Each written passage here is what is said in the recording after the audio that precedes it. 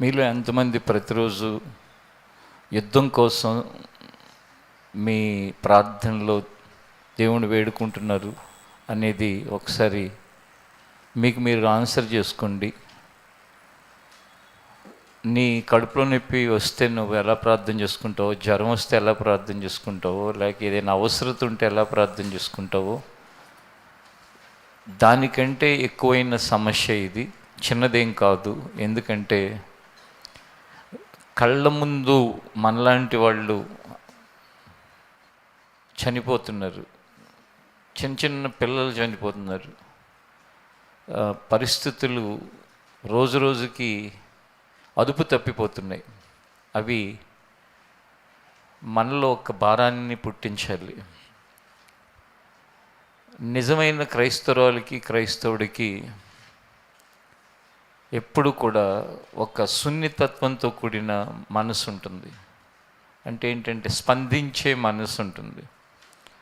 ఆ స్పందనలో మనం చేయగలిగింది ఏంటి అంటే ప్రార్థన చేయటం. అందుకే ఏలియా మన వంటి స్వభావం కల మనుషుడే, కానీ ప్రార్థన చేయగానే 3.5 సంవత్సరాల భూమి మీద వర్షం పడలేదు అని దేవుడు ఎందుకు చెప్పాడంటే, ఏలియా కూడా నీలాంటి మనుషుడే, కానీ ప్రార్థన చేశాడు ఒక విషయాన్ని ఆసక్తితో. ఆ ప్రార్థన నేను ఆలకించి నేను చేయాల్సింది చేశాను. అది గుర్తెచ్చుకుని ఇలాంటి సమయంలో ప్రార్థన చేయటం ద్వారా మన ప్రార్థనలు ఆలకించి ఆ పరిస్థితులైన మార్పు కలుగు చేస్తే ఎంతోమంది నెమ్మదిగా ఉంటారు. కనుక మన చెవులతో విన్నది, కళ్ళతో చూసింది ఎప్పుడు కూడా మన మనసుని కదిలించేదిగా ఉండాల్సిన అవసరం ఉంది. అలాగే మన చుట్టూ ఉన్న సమాజాన్ని మనం ఎప్పుడు కూడా గమనిస్తూ బ్రతికే వాళ్ళగా ఉంటే ఎంతో మంచిది. కారణం ఏంటంటే, మనం కేవలం మన ఇంటికి మాత్రమే పరిమితమైన వ్యక్తులం కాదు, లేక మన కుటుంబానికే పరిమితమైన వ్యక్తులం కాదు, లేక మన కాలనీకి లేకపోతే మన పట్టణానికి మాత్రమే పరిమితమైన వ్యక్తులం కాదు. అది ఎవరు అంటే దేవుణ్ణి తెలియని వాళ్ళు ఒక ఇంటికి, ఒక కులానికి, ఒక ప్రాంతానికి వాళ్ళ యొక్క జీవితం పరిమితమై ఉంటుంది. అదే నాది అనుకుంటారు. మిగిలినంత ఏమైనా సరే పట్టించుకోరు. మనం అలా కాదు. దేవుడు ఏమని చెప్పాడు? నిన్ను వల్లే నీ పొరుగువాడిని ప్రేమించు అన్నాడు. ఎవరు పొరుగువాళ్ళు? ఈ భూమి మీద ఉన్న మనుషులందరూ పొరుగువాళ్ళే. కాబట్టి నిజదేవుణ్ణి ఎరగని వాళ్ళకి ఒక పౌరసత్వం ఉంటుంది. అదేంటంటే, ఇంతకుముందు నేను చెప్పినట్టు, మేము పలానా ఇంటి పేరు వాళ్ళం, మేము పలానా కులస్తులం, పలానా ప్రాంతం, పలానా మతం. అలా ప్రభువైన యేసుక్రీస్తును ఎరిగిన వ్యక్తి గ్లోబల్ సిటిజన్ అన్నమాట. అతడు ప్రపంచ పౌరసత్వాన్ని కలిగిన వ్యక్తి. చాలామంది వాళ్ళ స్వార్థ ప్రయోజనాల కోసం బోధించే బోధలు ఎక్కువగాని ప్రపంచంలో ఉన్న మానవాళ్ళందరి పట్ల శ్రద్ధని, ప్రేమని, దయని, కరుణని చూపించే విధంగా మనుషుల్ని సిద్ధపరిచే బోధలు తక్కువ. యేసు ప్రభు శిష్యులు 12 మంది ఈ అనేక ప్రాంతాలకి గ్లోబల్ ఎందుకు విస్తరించారు అంటే, సృష్టిలో ఉన్న వాళ్ళందరూ దేవుడు దేన్ని ప్రేమించాడు? లోకమును ఎంతో ప్రేమించినను. అదే కనుక ఇప్పుడు ఇక్కడ ఈ సమాజంలో ఉన్న మనుషులు లాంటి వాళ్ళు అయితే ఇజ్రాయెల్ దేశంలో ఉన్న వాళ్ళందరూ దేవుని తెలుసుకుని చాలు అనుకుంటారు. కానీ అక్కడ ప్రభువైన యేసుక్రీస్తు శరీరధారిగా 33.5 సంవత్సరాలు ఉండి 3.5 సంవత్సరాలు సేవ చేసిన తర్వాత ఆయన శిష్యులుగా ఉన్న వాళ్ళంతా ప్రపంచం అంతా విస్తరించారు. వారిలో ఒక వ్యక్తి తోమ ఈ దేశానికి వచ్చాడు. చూడండి, అప్పటికి మన దేశం యొక్క స్థితిగతులు ఏంటి? మన ట్రెడిషన్ వేరు, మన వర్షిప్స్ వేరు, మన యొక్క వర్షిప్స్ సెంటర్స్ వేరు, అన్నీ వేరు. అసలు యేసు అనే నామం ఎవరికి తెలియదు. కానీ మనల్ని కూడా ప్రేమించి మన దగ్గరికి కూడా ఆయన శిష్యుల్లో ఒకరిని ఆయన పంపించాడు. మరి అంత ప్రేమ దేవుడు మన పట్ల చూపించినప్పుడు మనం సమాజంలో గ్లోబ్ అంతటిలో ఎక్కడ ఏది జరుగుతున్నా రెస్పాండ్ అయ్యే వ్యక్తులుగా కనుక మనం ఉంటే మనను చూసి దేవుడు ఎంతో సంతోషపడతాడు. మీలో చిన్నవాళ్ళు ఇప్పుడిప్పుడు పెద్దవాళ్ళుగా ఎదుగుతున్న వాళ్ళు, బాల్యము యవనప్రాయము ఆ వయసులో ఉన్నవాళ్ళు అలాంటి బ్రాడ్ మైండ్తో పెరిగితే కనుక ఎంత బాగుంటుంది. చాలామందిని మా చిన్నతనంలో ఇలాంటివి ఏం చెప్పేవాళ్ళు కాదు, వాళ్ళు జనరల్గా ఏదో చెప్పుకుంటూ వెళ్ళిపోయేవాళ్ళు. కానీ అలా గనక పెరిగాము అంటే కనుక ఎంతోమంది ఎక్కడ ఏది జరుగుతున్నా అది మన బాధగా ఎంచుకుంటాం. అవసరమైతే ఒక పూట తినకుండా అయినా ఉండి ఉపవాసం ప్రార్థన చేస్తాం. నువ్వు ప్రపంచంలో జరుగుతున్న సమస్యల కోసం ఉపవాసం ప్రార్థన చేసావు అనుకో, ఎవ్వరు నీకు వచ్చి మెడల్స్ వేయరు. ఇరాన్ వాళ్ళు వచ్చి మా మీద యుద్ధం చేస్తుంటే మీరు ప్రార్థన చేశారు, రండి మిమ్మల్ని సన్మానిస్తామని నిన్ను నన్ను ఏం తీసుకెళ్ళరు. కానీ చూస్తున్న దేవుడు చూస్తాడు, అబ్బా ఎంత ఆసక్తి ఈ వ్యక్తికి, ఈమెకి ఎంత ఆసక్తి, ఈ సంఘానికి ఎంత శ్రద్ధ, ప్రపంచ శాంతి కొరకని ఆయన సంతోషించి ఆయన ఏమంటాడో తెలుసా, నా నిజమైన కుమారుడివి, నా నిజమైన కుమార్తెవి అంటాడు. ఆమేన్. అది నా మాట కాదు, బైబిల్లోనే ఉంది. ఒకసారి మీరు మత్తయి సువార్త 5వ అధ్యాయాన్ని మీరు తెరిస్తే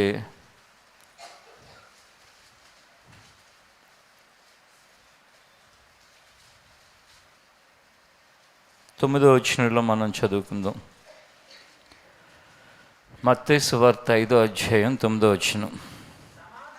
వారు ధన్యులు, సమాధానపరచువారు ధన్యులు, వారు దేవుని కుమారులు అనబడుదురు. వారు దేవుని కుమారులు అనబడుదురు. ఏం చేసేవాళ్ళు ధన్యులు? సమాధానపరచువారు. ఇంగ్లీష్లో పీస్ మేకర్స్, సమాధానపరచువారు.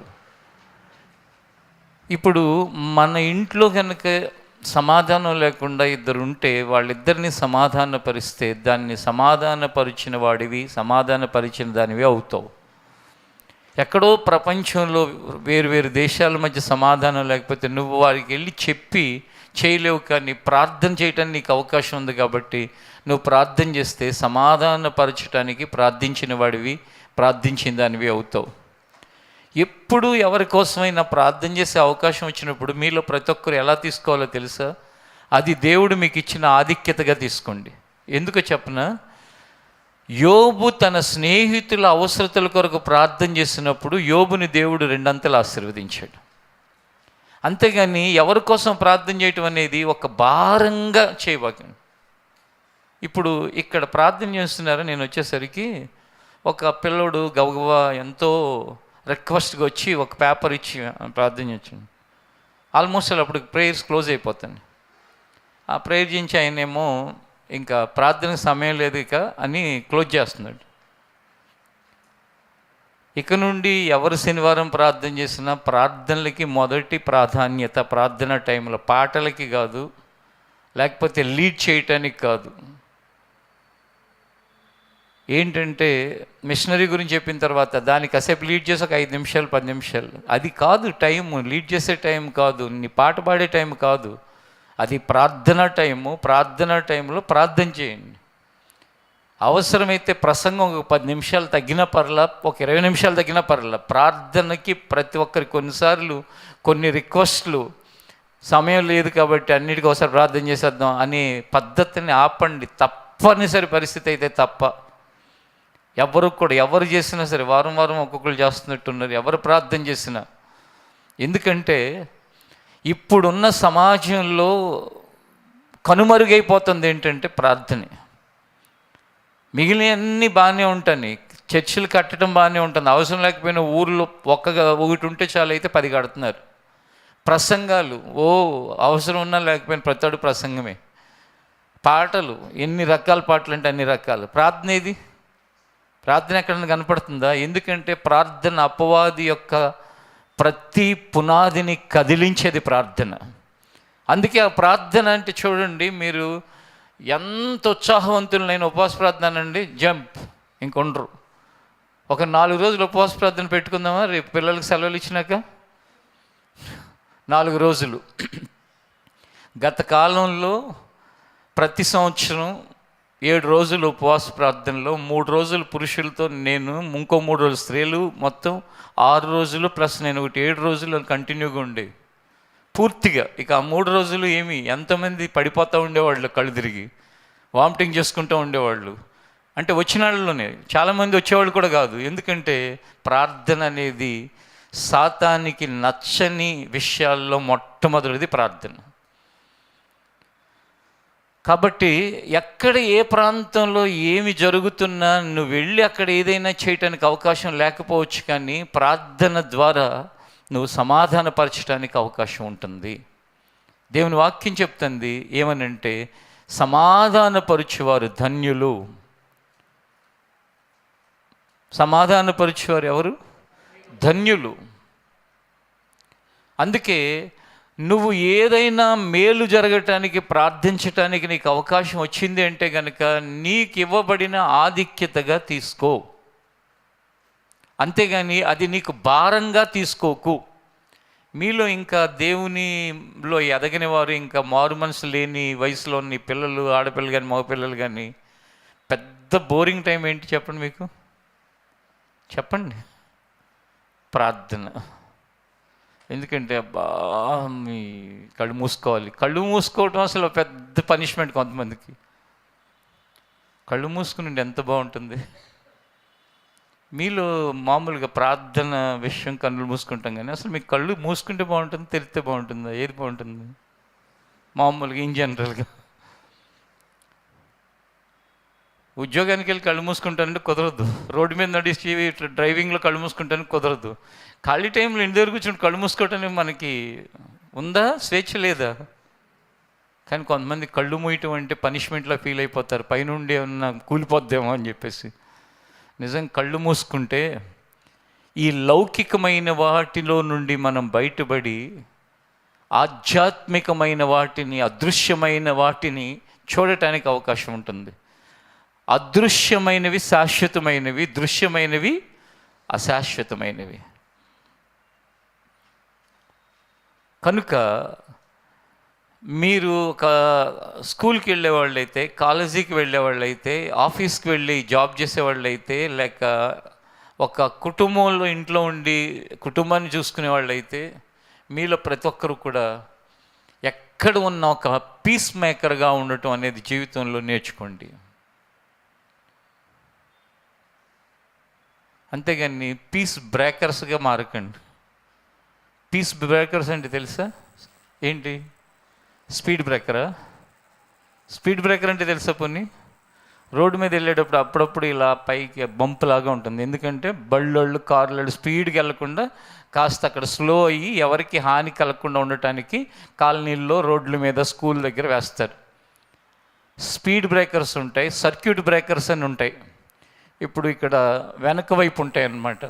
ఎక్కడైనా ఏదైనా షార్ట్ సర్క్యూట్ అవ్వగానే అది పైకి లేసిపోతుంది టపామ్ అని చెప్పేసి. ఎందుకంటే ఆ సర్క్యూట్ క్లోజ్ అయితే కనుక అక్కడ ఫైర్ అవుతుందని చెప్పి అది బ్రేక్ అవుతుంది.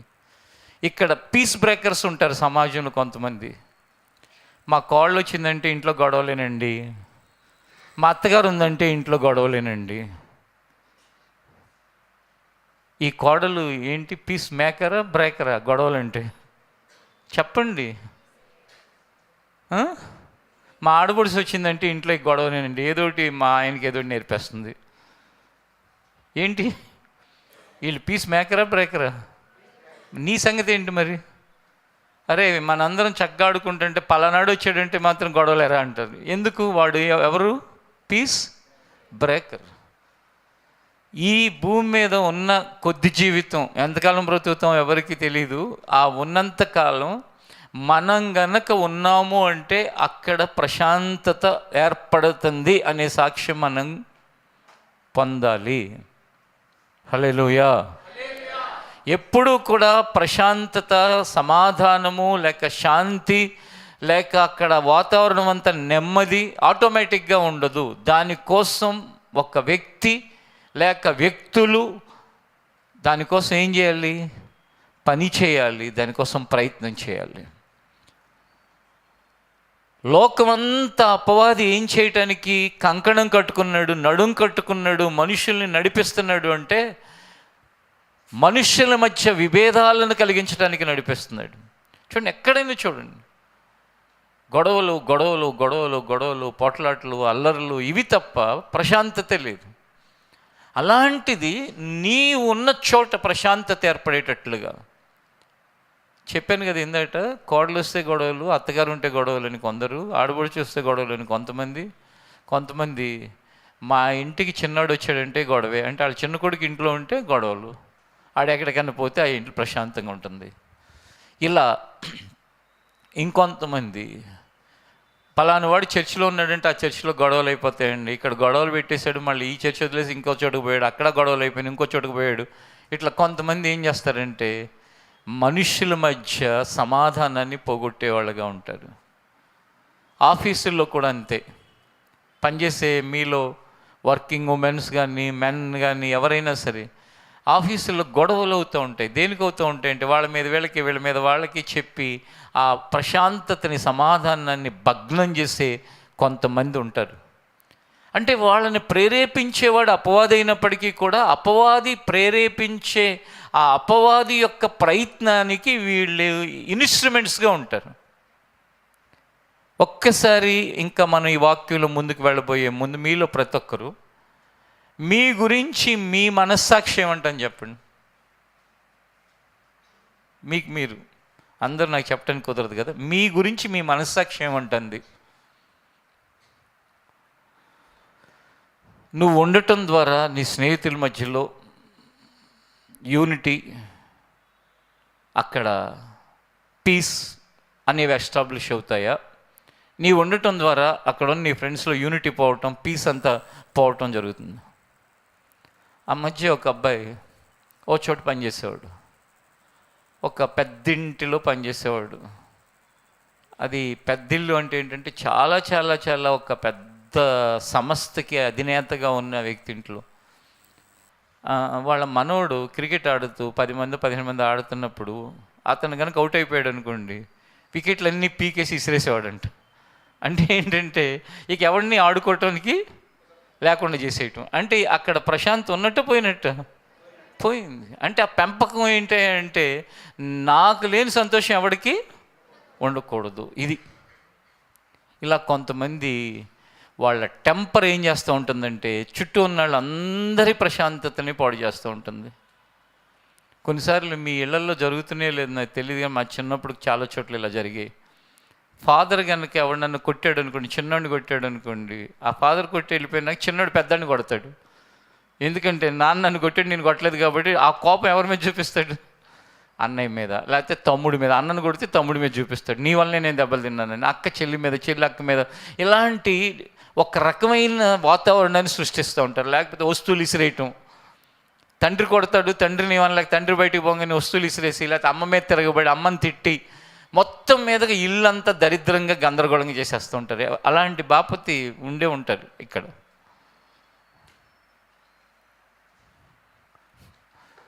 ఉండుంటారా లేరనుకుంటారు? ఉండే ఉంటారు. ఏ మూలు ఉన్నారో, ఎక్కడ నక్కారో, ఏం చేస్తున్నారో మళ్ళీ చూస్తారు, నా వైపే చూస్తారు. ఎందుకంటే మళ్ళీ వాళ్ళు కాదు అనుకోవాలని, నేను తలదించుకుంటే వాళ్ళు అనుకుంటామేమోనని మళ్ళీ ఇలా చూస్తూ ఉంటారు. మానండి, పీస్ మేకర్స్గా మీరు ట్రాన్స్ఫర్మేషన్ చెందండి. దేవుడు అది కోరుకుంటున్నాడు.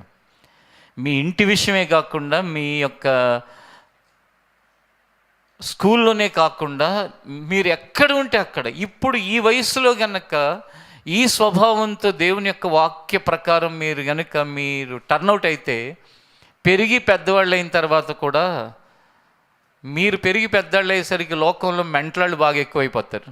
మెంటల్ అని అనగానే మీరు ఎప్పుడు పిచ్చోళ్ళు అని అనుకోబాకండి. మెంటల్ అనగానే మనకు గుర్తొచ్చేది ఏంటంటే మెంటల్ హాస్పిటల్, పిచ్చోళ్ళు, ఇళ్ళు అని. మెంటల్ అంటే పిచ్చోళ్ళు మాత్రమే కాదు, మానసికమైన పరిపక్వత లేని వాళ్ళు.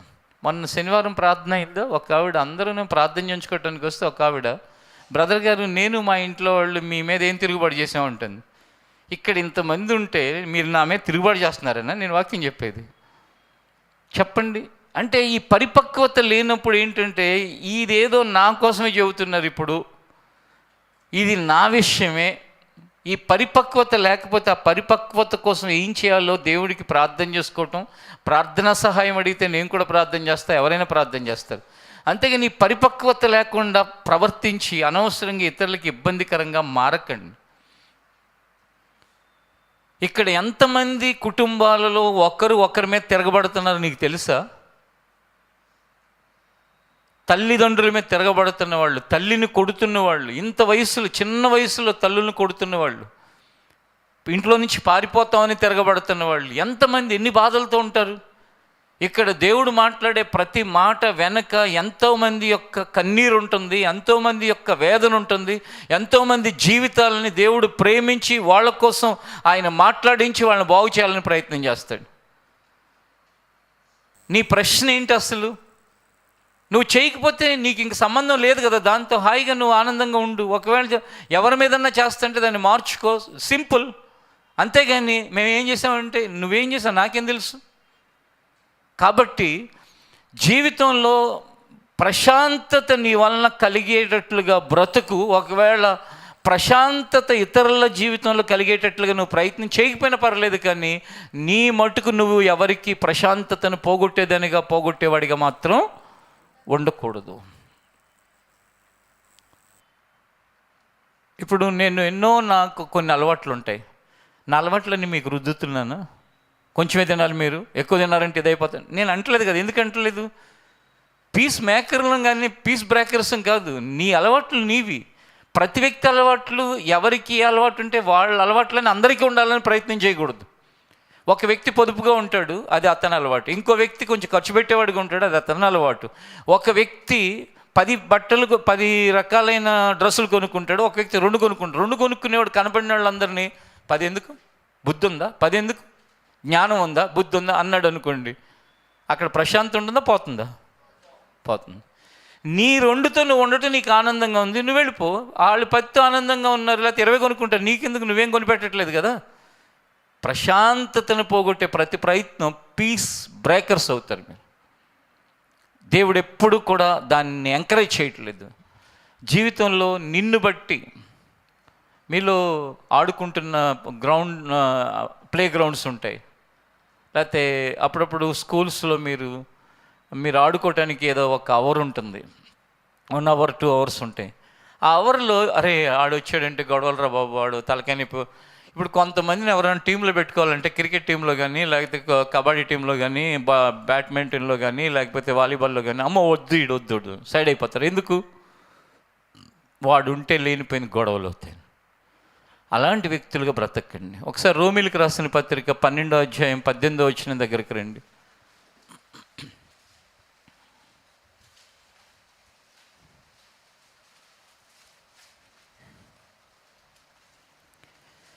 పన్నెండు 18 రోమిలకు రాసిన పత్రిక.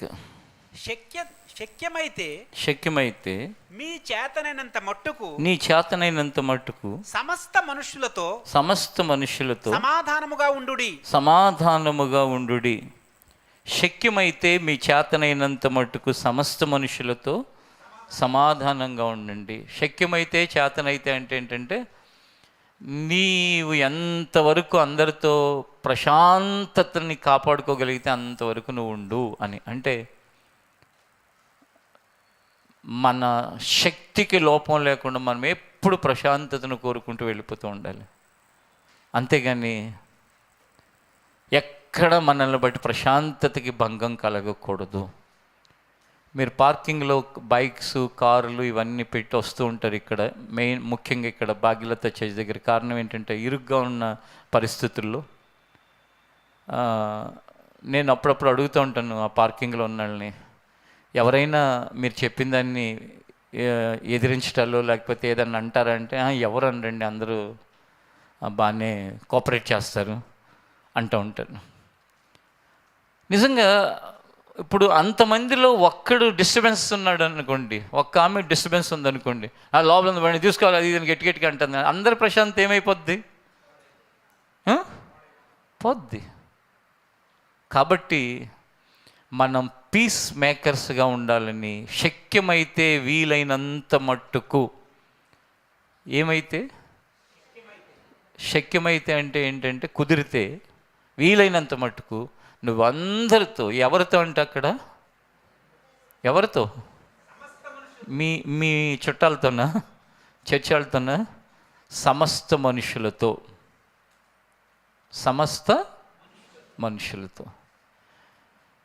ఇంకా మనం ముందుకెళ్ళే ముందు మరొకసారి మిమ్మల్ని అడుగుతున్నాం, మీరు ఒక్కొక్కరిని, మీలో ప్రతి స్టూడెంటు, అబ్బాయిలు కానీ అమ్మాయిలు కానీ, ప్రతి వర్కింగ్ పర్సన్స్, పనిచేసేవాళ్ళు, జాబులలో, అసలు నువ్వు నీతో ఉన్న పిల్లలతో అయినా, నీతో ఉన్న పెద్దవాళ్ళతో అయినా, నీతో ఉన్న ఇంకెవరితో అయినా గొడవలు ఎక్కువ అవుతాయా, ప్రశాంతత ఎక్కువ ఉంటుందా? ఒకడు వచ్చి అంటాడు, ఒక ఆమె వచ్చి అంటుంది, మమ్మీ అందరూ నాతో గొడవ పెట్టుకుంటున్నారు అంటుంది. మమ్మీ అందరూ నాతో గొడవ పెట్టుకుంటున్నాడు అంటాడు ఒకడు. అమ్మాయిలు ఉంటారు, అబ్బాయిలు ఉంటారు. వాళ్ళ అమ్మ ఏమంటుందంటే, అంతే నాన్న, లోకం పాడైపోయింది నాన్న, అందరూ పనికిమాలిళ్ళు, ఏం చేద్దాం, అంకులు చెబుతూనే ఉన్నారుగా వాక్యంలో, చెడిపోయింది లోకం. అవునా, నేను చెప్తున్నానా?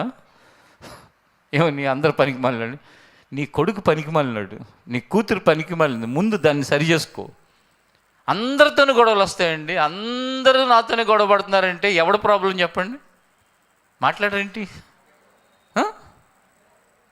అందరూ వీడితోనే గొడవ పడుతున్నారండి, అందరూ ఈమెతోనే గొడవ పడుతున్నారంట, లోకం అంతా పాడైపోయిందంట, వాళ్ళ అమ్మ సమర్థిస్తుంది. అలాంటి సమర్థనలు తెలిసి తెలియకపోతే ఇప్పుడు ఇలాంటి టైంలో తెలుసుకోండి. అందరితో గొడవ వస్తుంది అంటే నీ కొడుకుది ప్రాబ్లం, నీ కూతురుది ప్రాబ్లం. కొందరితో గొడవ వస్తే వాళ్ళది ప్రాబ్లమా? ఎవరితో గొడవ వచ్చినా నీదే ప్రాబ్లం అంటే కనుక అన్ని చోట్ల అణిగి తగ్గి బ్రతకటం, పీస్ని మెయింటైన్ చేయటానికి, ఓర్చుకోవటానికి ప్రయత్నం చేస్తారు, టెంపర్ తగ్గించుకుంటారు. అంతేగాని వెనకేసుకొచ్చారా వాళ్ళు ఏ విధంగా అవుతారో మనకే తెలియదు.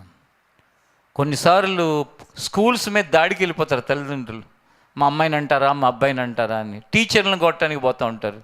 అసలు ఎవరు మొన్న ఈ మధ్య ఎవరో చెప్పారు, అవును, ఆఫీస్లో ఎప్పుడో ఒక పిల్లోడిని యూత్ మీటింగ్లో లేపానంట, వాడు పోయి ఇంటి దగ్గర చెప్పాడంట, వాళ్ళ అమ్మతో చెప్పాడంట, అంటే పాజిటివ్గానే చెప్పాడు, నెగిటివ్గా ఏం చెప్పాలి. వాళ్ళ అమ్మ కూడా పాజిటివ్గానే తీసుకుని, వాళ్ళ మేనమ్మ, అరే నిన్ను ఎందుకు అన్నారా, పదరా ఇల్లు అడుగుదాం, అసలు ఆయన ఎవరు నిన్ను అంటాను కానీ. అప్పుడు ఈ పిల్లోడు ఏమన్నాడు తెలుసా, నువ్వు ఓవర్ యాక్షన్ చేయబాకు, ఆపు, నేను తప్పు చేశాను అన్నారు, నోరు మూసుకో అన్నాడంట వాళ్ళ మేనమావన్. చూడండి ఎంత మంచి విధానంలో ఉన్నాడు. వాళ్ళ మేనమామ చర్చికి వచ్చే వ్యక్తి కాదు, ప్రార్థన చేసుకునే వ్యక్తి కాదు, కానీ ఆ పిల్లోడు వాళ్ళ మేనమామ ఇల్లు అడుగుదాం ఎందుకన్నారు అంటే, నువ్వు ఓవర్ యాక్షన్ ఆపున్నాను, నేను తప్పు చేశాను కాబట్టి నన్ను కోప్పడ్డారు, నీకెందుకు, ఇంకా ఇందులో నువ్వెందుకు వస్తున్నావు కాబట్టి పీస్. అదే ఆడు మామయ్య వెళ్దాం అన్నాడు అనుకోండి, ఏమవుతుంది, పీస్ అనేది పోయిద్ది. కాబట్టి మీ పిల్లల్ని చిన్నతనం నుండి ఎప్పుడైనా ఒకవేళ అన్యాయంగా ఏదైనా జరిగినా కూడా ప్రశాంతతను కాపాడుకోవటానికి అన్యాయాన్ని సహించే వ్యక్తులుగా పెంచండి. హెబ్రీలకు రాసిన పత్రిక 12వ అధ్యాయాన్ని తెరిచి అక్కడున్న వాక్య భాగాన్ని చదువుకుని మనం ముందుకు వెళ్దాం. హెబ్రీలకు రాసిన పత్రిక 12:14. అందరితో సమాధానమును పరిశుద్ధతయు కలిగి ఉండుటకు ప్రయత్నించుడి. పరిశుద్ధత లేకుండా ఎవడును ప్రభువును చూడడు. అందరితోనూ సమాధానమును పరిశుద్ధత కలిగి ఉండుటకు ప్రయత్నించుడి. మన సబ్జెక్టు సమాధానం. అందరితో సమాధానమును కలిగి ఉండటానికి ఏం చేయాలంట, ప్రయత్నించండి. మళ్ళా ఇక్కడ ఎవరితోనుంది, అందరితో. ఈ అందరితో మనం ఈ సమాధానం, పీస్ని మెయింటైన్ చేయాలి అనే సబ్జెక్టులోకి వెళ్ళేసరికి కొందరికి చాలా డల్గా అయిపోతారు. ఎందుకంటే రోజు అందరితో గొడవలే కదా, రోజు న్యూసెన్స్ని క్రియేట్ చేసుకుంటూ ఉంటారు. ఈ సమాధానాన్ని కలిగి ఉండాలనే మాట చాలాసార్లు నచ్చకపోవచ్చు.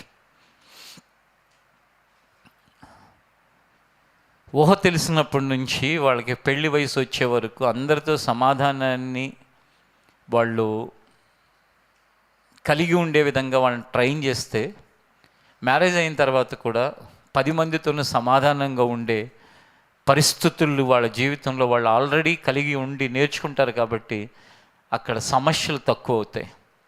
అలా కాకుండా ఇంటికి వచ్చి రోజు బస్సులో వెళ్ళే వాళ్ళ మీద కంప్లైంట్, కాలేజీలో వాళ్ళ మీద కంప్లైంట్, ఆఫీసులో వాళ్ళ మీద కంప్లైంట్, రోడ్డు మీద వాళ్ళ మీద కంప్లైంట్, అందరి మీద కంప్లైంట్ చేస్తుంటే పని పాట లేకుండా ఇంట్లో కూర్చొని తీరిగ్గా అన్నిటినీ విని అవును అవును అవును అన్నావు అనుకో, ఇక వాళ్ళ జీవితంలో అందరి మీద కంప్లైంట్ చేయటమే వాళ్ళకి తెలుస్తుంది, కానీ సర్దుకుపోవటం అనేది రాదు. అదే కనుక నువ్వు అలా వినకుండా ఇవన్నీ కామన్ జరుగుతూ ఉంటాయి, వాటిని మనం ఎలా తప్పించుకుని మన ప్రశాంతతతో మనం వెళ్ళాలో నేర్చుకోవాలి.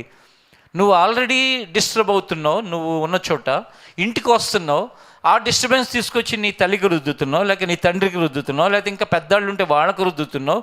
ఈ ఇంట్లో కూడా అనవసరమైన కన్ఫ్యూజన్, ఇంట్లో కూడా అనవసరంగా ప్రశాంతత పోగొట్టడం. అందరూ అతి ప్రేమలు ఎక్కువైపోవటం వల్లనే ఈ దరిద్రాలను పట్టుకున్నాయి. పాత రోజుల్లో కనుక అత్తగారింటి దగ్గర ఏదైనా సమస్య వచ్చింది అనుకోండి, కూతురు చెప్తే ఇవన్నీ మామూలేనమ్మా, మేము కూడా ఎన్నో పడ్డాం, ఓర్చుకునేవాళ్ళు. ఇప్పుడేంటో తెలుసా, మాటకు మాట నువ్వు, లేకపోతే మళ్ళీ నిన్ను ఊరుకోరు అని చెప్పేసి రెచ్చగొడుతున్నారు బాగా. నోరు ముంచు, ఇప్పుడే నోరు ముంచు, లేదా తర్వాత ముయ్యరు. నోరు ముంచుదామంటే మన నోరు మూసిపోతుంది తర్వాత. ఎందుకండి ఇలాంటి రెబలిజాన్ని ఎంకరేజ్ చేసే మాటలు అవసరమా చెప్పండి? మీకు ఒక్కటే చెప్తున్నాను, తగ్గినవాడు ఎప్పుడూ కూడా తక్కువవాడు కాదు, తగ్గినవాడు ఎప్పుడు కూడా నెగ్గినవాడిగా మారతాడు ఒక రోజున. తగ్గినవాడు తక్కువవాడు అనుకునేది లోకం, తగ్గినవాడు ఎప్పుడు కూడా నెగ్గినవాడు అనేది దేవుని వాక్యం. ఈ లోకంలో తగ్గినవాడి యొక్క ఆ వ్యక్తిత్వాన్ని లోకం తక్కువగా చూడొచ్చేమో, కానీ దేవుడు తగ్గినవాడి యొక్క వ్యక్తిత్వాన్ని ఎప్పుడు కూడా నెగ్గినవాడిగా అతన్ని చేసే వరకు దేవుడు విడిచిపెట్టడు. మీరు ఎవరి జీవితమైనా చూసుకోండి, గొప్ప గొప్ప సేవకులు, పెద్ద ఉన్నతమైన స్థానాల్లోకి వెళ్ళిన వాళ్ళు అన్ని దరిద్రాలన్నిటిని రోజు పెట్టుకుని వాళ్ళు వెళ్ళాల్సిన గోల్ను పోగొట్టుకోరండి. చిన్న ఉన్నాయనుకోండి, అవసరమైతే సారీ అనుకుంటే వెళ్ళిపోతూనే ఉంటారు. అదే పని పాట లేనాడు ఏం చేస్తాడు, అవతలాడు సారీ చెప్తే సరిపోతుందా అని చెప్పేసి గొడవ పెట్టుకుంటాడు. అర్థమవుతుంది ఎంత మూర్ఖత్వంతో ఉంటారో మనుషులు. సమాధానాన్ని కోరుకునేవాడు ఏం చేస్తాడంటే అస్సలు సారీ చెప్పాల్సిన అవసరం లేకపోయినా సారీ బ్రదర్ అని వెళ్ళిపోతూ ఉంటాడు. ఈ దరిద్రం గల సమాధానాన్ని కోరుకున్న వాళ్ళేమో అవతలాళ్ళు సారీ బ్రదర్ అన్నా సరే చేసే సారీ చెప్తే సరిపోతుందా అని చెప్పేసి గొడవ దిగుతూ ఉంటారు. మీరు ఏ కేటగిరీ? గొడవ అవుతుందంటే సర్దుకుని అవసరమైతే క్షమాపణ కోరుకుని ముందుకెళ్ళిపోతే మీరు చేరాల్సిన గమ్యానికి చేరటానికి మీకు బోల్డ్ అంత టైం ఉంటుంది. అలా కాకుండా నేను చెప్పిన ఈ రెండో కేటగిరీ బ్యాచ్ లాగా ఉన్నారు అనుకోండి, సారీ చెప్పినట్టు కూడా ఎందుకు చెప్పావు, అది జీవితంలో నీ మెడ మీద కత్తిలాగా ఏదో ఒక రోజున ప్రశాంతత లేకుండా జీవితం వ్యర్థమైపోతుంది. అందుకే వీలైతే సమస్త మనుషులందరితో ఇంత స్పష్టంగా మీరు సామెతల గ్రంథం 15వ అధ్యాయాన్ని తెరిస్తే అక్కడ కూడా ఒక చక్కటి మాటను మనం చదువుకోవచ్చు. తీయండి, సామెతల గ్రంథం 15వ అధ్యాయం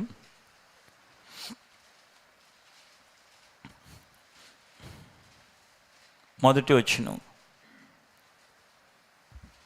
మృదువైన మాట క్రోధమును చల్లార్చును, మృదువైన మాట క్రోధమును చల్లార్చును, నొప్పించు మాట కోపమును రేపును, నొప్పించు మాట కోపమును రేపును, మృదువైన మాట క్రోధమును చల్లార్చును. మనం వెళ్తూ ఉంటాం, ఎవరికో తగులుతుంది, ఎరా కళ్ళు కనపట్లేదా అంటాడు. అంటే అన్న సారీ అన్న అనుకుంటే నిజంగా గుద్దింది ఆడే, గుద్దేమంటున్నాడు, కళ్ళు కనపట్లేదా అంటున్నాడు. అప్పుడు ఏమవుతుంది? గొడవ అవుతుంది.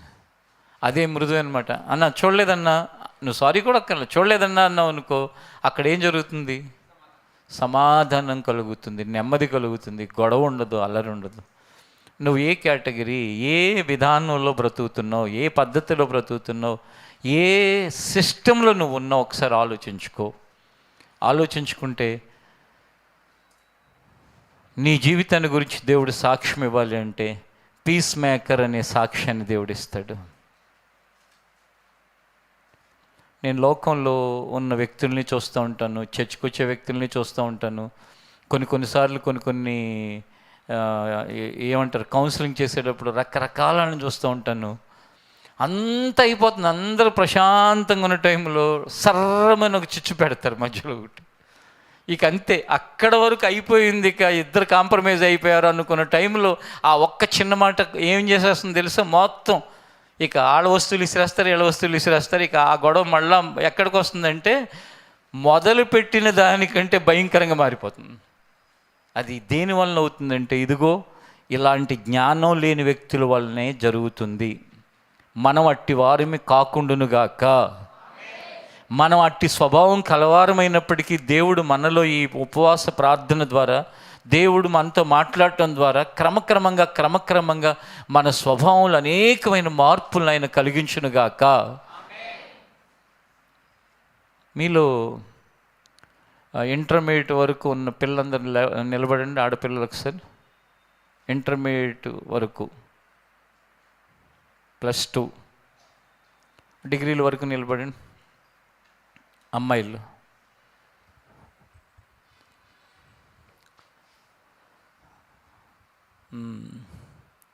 చెప్పండి, మీ పేర్లేంటి చెప్పండి. నీ పేరేంటి? నీ పేరు? వివేచన. నీ పేరు? మేఘ. తిరగబడతారా ఇంట్లో? స్థిర. యథార్థ. నెక్స్ట్ ఫల. నెక్స్ట్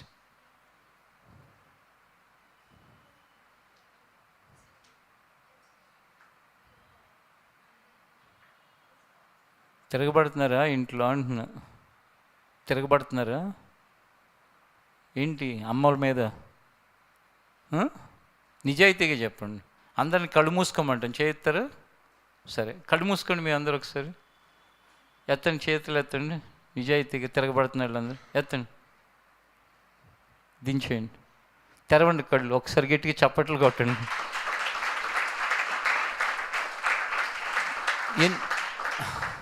ఆపండి. ఎందుకు అనుకుంటున్నారు? నిజాయితీగా ఒప్పుకున్నారు. వాళ్ళ కళ్ళు మూస్తేనే ఎత్తుతారా, తెరిస్తే ఎత్తరా? చూసారా, వాళ్ళందరూ కళ్ళు మూసుకోవాలని ఎందుకు కోరుకుంటున్నారు మిమ్మల్ని? చెడ్డాళ్ళని చెప్పండి. వాళ్ళని మాట్లాడండి. అబ్బా, ఎందుకు మూసుకోవాలనుకుంటున్నారు వాళ్ళు కళ్ళు? చెప్పండి. మిమ్మల్ని ఏమనుకుంటారు వాళ్ళు? చెడ్డాళ్ళు అనుకుంటారు. మీ చేయత్తంగానే మీ డ్రెస్ ఏంటి వెనక నుండి అబ్జర్వ్ చేసేసి తిరిగినాక మీ ముఖాలు చూస్తారు, అమ్మ ఈ పిల్ల లాంటిదాన్ని. అందుకే మీరు ఏం చేశారు, వాళ్ళని కళ్ళు మూసుకోమనగానే చక్కగా ఎత్తేసారు చేయ. ఇక మానేస్తారా మరి? మీకు స్పెషల్గా కొన్ని క్లాసులు పెడితే బెటర్ ఏమో అనిపిస్తుంది. కారణం ఏంటంటే, మీ ఏజ్ ఎప్పుడు కొంతమంది మీ ముందున్న అక్కల్ని మేము పట్టించుకోక, వాక్యాలు వింటున్నారుగా బాగానే ఉంటారులే అని పట్టించుకోక అట్లా పెరిగిపోయి డిగ్రీలకి, మాస్టర్కి ఇట్లా వెళ్ళిన తర్వాత వాళ్ళ జీవితాల్లో పెళ్ళిళ్ళ వరకు వెళ్ళిన తర్వాత వాళ్ళ టెంపర్మెంట్ చూస్తుంటే నాకు, అరే ఈ చిన్నప్పటి నుండి ఈ చర్చిలో విన్న వాక్యాలు విన్న పిల్లలైనా వీళ్ళు ఇట్లా తయారయ్యారేంటి, ఇలా ఉన్నారేంటి, తయారయ్యారు కదా ఇలా ఉన్నారేంటి? ఎందుకంటే చర్చికి వచ్చినప్పుడు వినయ విధేయతలు బాగానే ఉంటాయి. చూడండి, మీరు అందరూ చక్కగా నిలబడ్డారు, పేర్లు చెప్పారు. ఎవరు వచ్చినా రాకపోయినా ఆడపిల్లల్లో యూత్గా ఉన్న మీరు మాత్రం చక్కగా వచ్చేస్తారు చర్చికి. కానీ వచ్చింది మాత్రమే సరిపోదు. విన్న విషయాల ప్రకారం ఆ ట్రాన్స్ఫర్మేషన్ అనేది కావాలి. ఎప్పుడు కూడా ఉంటుంది. మీ వయసులో తొందరపాటు ఉంటుంది, మీ వయసులో కొన్ని చిరాకు పడతాయి, మీ పేరెంట్స్ చెప్పేవి కొన్ని విషయాలు నచ్చవు. కానీ ఏం చేయాలంటే వాటన్నిటినీ డైజెస్ట్ చేసుకునే ఆ విధానాన్ని నేర్చుకోవాలి. డైజెస్ట్ చేసుకోవటం అంటే జీర్ణించుకోవటం. సర్లే భరిద్దాం, సర్లే ఓర్చుకుందాం. ఒకడు రివాల్వర్ పెట్టి మీ హెడ్ మీద పాయింట్ బ్లాంక్ అంటారు, అంటే కరెక్ట్గా ఇట్లా పెట్టేస్తారు, పెట్టి ఇల్లంతా తొడవే అంటే వణుక్కుండా తుడుతాడు, తొడరు. ఎందుకు అమ్మో చచ్చిపోతామేమో, ఎట్లా కొట్ల తుడిసేసామంటే కనుక బతికిపోతాం అని చెప్పేసి. అంటే మన ఎవరో ఒకళ్ళు చంపుతామని, లేకపోతే నాశనం చేస్తామని, కాళ్ళు కొడతామని, చెయ్యరు కొడతామని అంటేనే మనం చేస్తామా? అదేదో అలాంటివన్నీ వాళ్ళు ఇంట్లో వాళ్ళు మామూలుగా చెప్పినప్పుడే వినేసాం అనుకోండి, మీ అమ్మ దగ్గర ఎలాంటి సాక్ష్యం ఉంటుంది? మా అమ్మాయి చెప్పగానే వింటుంది. మీ నాన్న దగ్గర ఒక సాక్ష్యం ఉంటుంది, మా అమ్మాయి చెప్పగానే వింటుంది. చాలా సున్నితమైన మనస్తత్వం మా అమ్మాయిది. ఎప్పుడైనా కోపం వచ్చినా మళ్ళీ తర్వాత వెంటనే సారీ చెప్పుద్ది. అసలు నిజంగా మాకు ఆస్తిపాస్తులు లేకపోయినా ఇలాంటి పిల్లలు ఉన్నందుకు మాకు చాలా సంతోషంగా ఉంది అనే విధంగా జీవితంలో మెలిగితే మీకు ఎంత బాగుంటుంది. ఇంకా మీరు మీ విషయంలో అలా ఉండటమే కాకుండా ఎలా ఉండాలో తెలుసా? మీ పేరెంట్స్ ఏదైనా గొడవ పడుతున్నా సరే పీస్ మేకర్స్గా ఉండాలి. మీ తల్లికి మీ తండ్రికి నచ్చజెప్పి, ఎక్కడ ఎవరిలో ఏ సమస్య ఉందో మీరు ఐడెంటిఫై చేసి, ఇదిగో అమ్మ నువ్వు ఈ విషయం వచ్చినట్టు మాట్లాడబాకు, ఇంట్లో గొడవలన్నీ దేనికి అవుతున్నాయంటే పలానా విషయం దగ్గర అవుతుంది, నువ్వు అక్కడ మాట్లాడబాకని అమ్మతోనూ, అలా మాట్లాడబాకని నాన్నతోనూ చెప్తే సమస్య కనుక పరిష్కారం అయిందనుకోండి, అప్పుడు మీరు ఏమవుతారు? పీస్ మేకర్స్ అవుతారు. జీవితంలో నేనేమనుకుంటానంటే, మీరు పెరిగి పెద్ద అయ్యేసరికి ఒక 25-30 సంవత్సరాలు వచ్చేసరికి ఎవరికన్నా గొడవలు వస్తే మీరు కలగజేసుకుంటే గొడవలు పోయే విధంగా మీరు జ్ఞానవంతులు అవ్వాలని కోరుకుంటాను. మనం గనక అక్కడికి ఉన్నామంటే, మనం గనక ఒక కేసుని హ్యాండిల్ చేసామంటే అది ఖచ్చితంగా సెటరైట్ అయిపోయే అంత దేవుని యొక్క జ్ఞానాన్ని, కృపని మనం సంపాదించుకోవాలి. మనం మందిరాల్లో దేవుడు బోధించే వాక్యాల వలన ఎన్నో విషయాలు మనకి నేర్చుకునే అవకాశం ఉంటుంది. బైబిల్లో ఉన్న వాక్యాలు రా వర్డ్సే కాకుండా, రా వర్డ్స్ అంటే ఏంటంటే వాక్యం ఉన్నదన్నట్టే కాకుండా ఆ వాక్యాన్ని జీవిత సంగతులకి అప్లై చేసినప్పుడు ఆ సంగతులన్నీ ఎలా ఉంటాయో తెలుసా? ఒక పరలోక కుటుంబంలాగా ఉంటుంది. కాబట్టి మీరు తిరగబడే వాళ్ళగా ఉండకండి. మీ వలన మీ ఇంటికి శాంతిని, ప్రశాంతతను పోగొట్టకండి. అమ్మ అది 4 రోజులు ఊరు వెళ్ళింది, ఎంత హాయిగా ఉందో ఇల్లు అనేటివి తెచ్చుకోబాకండి. మీరు రిట్రీట్కి వచ్చినప్పుడు అమ్మయ్య అబ్బా 3 రోజులు ప్రశాంతంగా ఉంది, దాంతో ఏగలేకపోతున్నాను అనే విషయాన్ని తెచ్చుకోబాకండి. ఏమనుకుంటున్నారు మీ పేరెంట్స్? మీతో ఏగలేకపోవటం అంటే ఏంటంటే భరించలేకపోతున్నాం, వీళ్ళతో ఉండలేకపోతున్నాం. అలాంటి వాళ్ళగా కాకుండా మీరు ప్రశాంతంగా ఉండండి, మీ ఇంట్లో వాళ్ళని ప్రశాంతంగా ఉంచండి, కూర్చోండి. మీరు ఇప్పుడు యాకోబు రాసిన పత్రికని తీయండి ఒకసారి.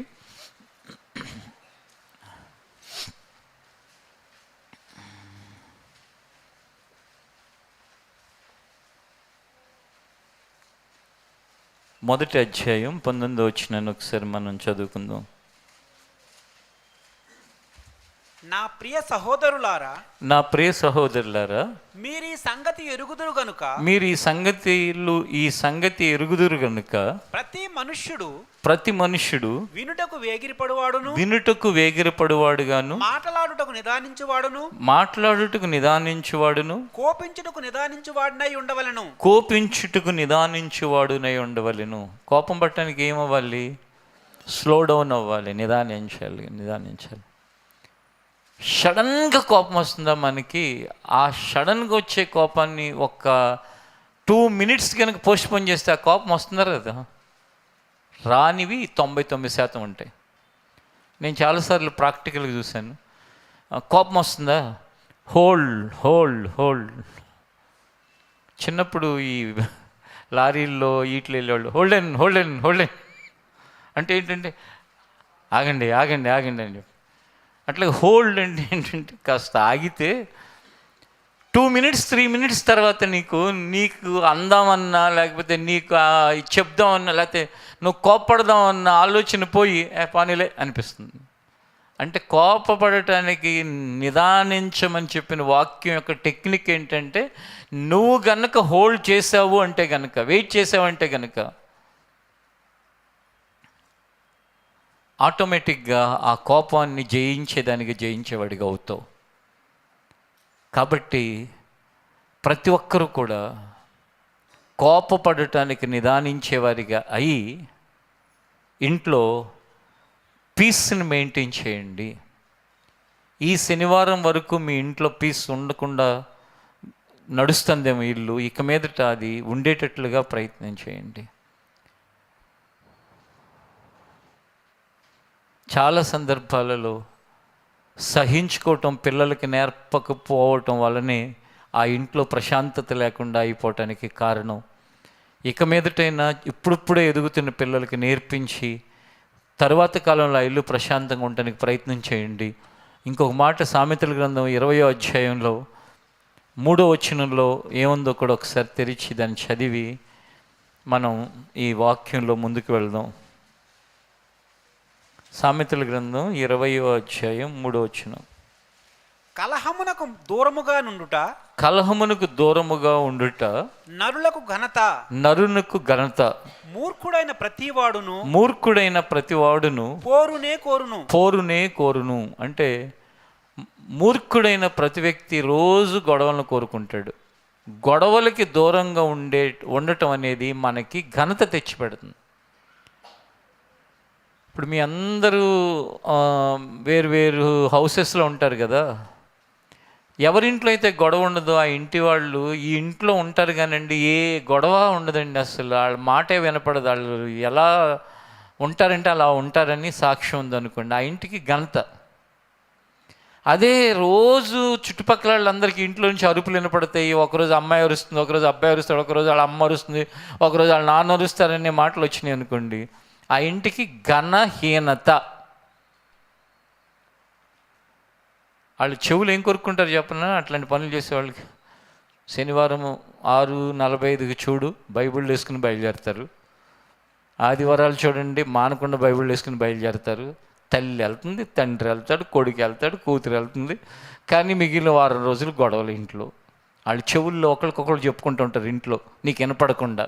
ఏమనంటే చూడండి వాళ్ళు అంటే నీ ప్రవర్తన ఘనతని పోగొట్టేదిగా ఉంటుంది. నీ ఘనతనే కాకుండా నువ్వు పట్టుకొస్తున్న బైబుల్, నువ్వు ఆరాధిస్తున్న దేవుడు, నువ్వు వస్తున్న మందిరం, అందరి గౌరవాలని ఘనతల్ని చెత్తకుప్పలో వేసేటట్టుగా చేస్తుంది. అదే నీ జీవితంలో గనుక కలహము అనేది నీ కుటుంబంలో గనుక లేకుండా నువ్వు బ్రతుకుతుంటే చూడండి, వాళ్ళు ప్రార్థన చేసుకునేవాళ్ళు ఎంత చక్కగా ఉంటారో. చక్కగా ప్రతి వారం ప్రార్థనకి వెళ్ళిపోతారు. అసలు వాళ్ళు ఉన్నారో లేదో అన్నట్టు ఉంటుంది. అసలు ఎంత క్రమశిక్షణ, ఆ పిల్లల్ని చూస్తే ఎంత ముచ్చటేస్తుంది. అసలు ఆ వయసులో పిల్లలు అలా ఉంటారు ఎక్కడన్నా. కానీ ఆ పిల్లలు అలా ఉంటున్నారంటే అది నిజంగా వాళ్ళు ఆ మందిరంకి వెళ్ళటం వల్ల అలా ఉంటున్నారు అని చక్కగా దేవుణ్ణి ఘనపరిచే విధంగా మన యొక్క జీవితం ఉంటుంది. కాబట్టి కలహాలకి దూరంగా, అల్లరికి దూరంగా, తిరుగుబాటుకు దూరంగా, ఈ డిస్టర్బెన్స్లన్నిటిని ప్రక్కన పెట్టేసి మీరెప్పుడు కూడా పీస్ మేకర్స్గా, అంటే ఏంటంటే సమాధానపరిచేవారిగా ఉండండి. సమాధానపరిచేవారిగా ఉండండి. బైబిల్ చెప్తుంది వాళ్ళు బ్లెస్డ్ అంటే వాళ్ళు ధన్యులు. తెలుగులో వారు దేవుని కుమారులు లేక దేవుని కుమార్తెలు. మనందరం అట్టి వారిగా దేవుడు ఉంచునుగాక. ప్రార్థన చేసుకుని లేచి నిలబడండి.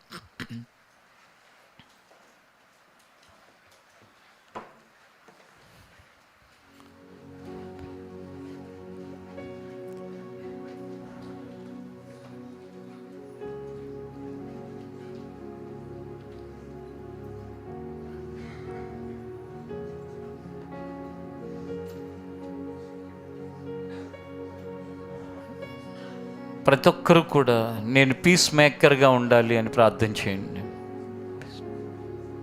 I'm a peace maker, I'm not a peace breaker.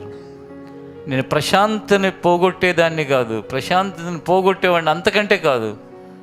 నేను ప్రశాంతతని ఉంచేవాడిని, సమాధానపరిచేవాడిని.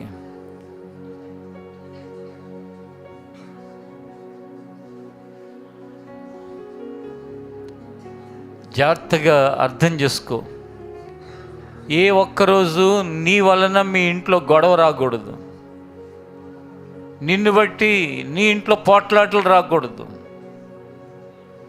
నిన్ను బట్టి నీ స్కూల్లో గొడవలు పడకూడదు, నిన్ను బట్టి నువ్వు ఆడుకునే చోట్ల గొడవలు రాకూడదు, నిన్ను బట్టి నువ్వు వెళ్ళే మందిరంలో గొడవలు రాకూడదు.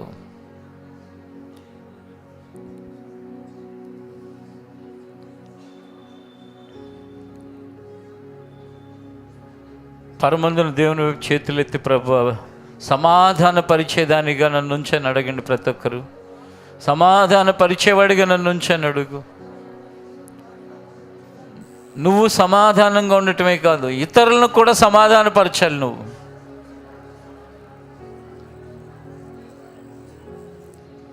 ఎలాంటి వాడిగా, ఎలాంటి దానిగా ఉండాలంటే ఇతరులను కూడా సమాధానపరచాలి.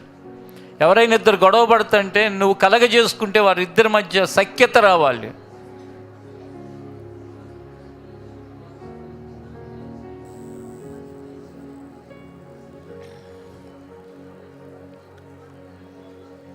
ఆమేన్. మమ్మల్ని బట్టి ఎప్పుడు కూడా సమాధానం పోకూడదని ప్రార్థిస్తున్నాను తండ్రి. మేము ఏ మనుషులతో ఉన్నా మా వలన ఎవ్వరి సమాధానం పోకూడదు నాయన. సమాధాన పరిచేవారిగా ఉంచు తండ్రి. మేము సమాధానం కారణంగా ఉంచు నాయన. మీ చేతులకు అర్పిస్తున్నాను తండ్రి. సమాధాన పరిచేవారు ధన్యులు అని చెప్పావు, వారు దేవుని కుమారులు అనబడతారన్నావు.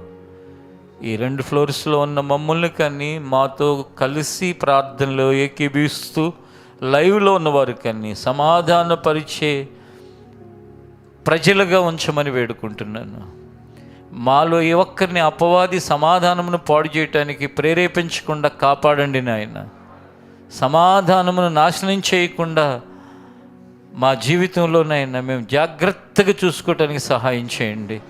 అపవాది అనేకుల్ని ప్రేరేపించి వాడి దూతలుగా ఏర్పరచుకుని మానవ జీవితాల్లో సమాధానాన్ని పోగొడుతూ, కుటుంబాల్లో సమాధానాన్ని పోగొడుతూ, అన్నదమ్ముల మధ్య, అక్క చెల్లెల మధ్య, భార్యాభర్తల మధ్య, తల్లిదండ్రుల పిల్లల మధ్య, ఆత్మీయ సహోదరుల మధ్య, సంఘాలలో కుటుంబాల మధ్య సమాధానమును పోగొట్టే ప్రతి దుష్ట కార్యాలని, దుష్ట ఆత్మలు వెళ్ళగొడుతున్నాను. నిశ్చయముగా సమాధానపరిచి సమాధాన సువార్త ద్వారా ప్రభువా నీ కుమారులుగా బ్రతకటానికి మా అందరికీ దయ చూపించు. మా కోపమును మాన్పండి నాయన. మాలో ఉన్న తొందరపాటును విడిపించు నాయన. మాలో కోపపడుటకు నిదానించే స్వభావము దయచేయండి నాయన. ప్రభువా కలహము లేకుండా మేము బ్రతుకుతున్నాయన. నరునికి ఘనత తండ్రి. అదే మూర్ఖుడు, బుద్ధిహీనుడు నాయన ఎప్పుడు కూడా ప్రభువా పోరునే కొరతాడు నాయన. అలాంటి మూర్ఖులుగా, బుద్ధిహీనులుగా మాలో ఎవరు ఉండనివద్దు నాయన. మీ సహాయంతో ఈ శనివారపు ప్రార్థన ద్వారా మా బలహీనతల్ని, మా లోపాలను విడిచి బ్రతికే భాగ్యాన్ని అనుగ్రహించమని యేసు నామములో అడుగుచున్నాం తండ్రి. ఆమేన్. ఈ ప్రార్థన ముగింపులో మీ అందరికీ నా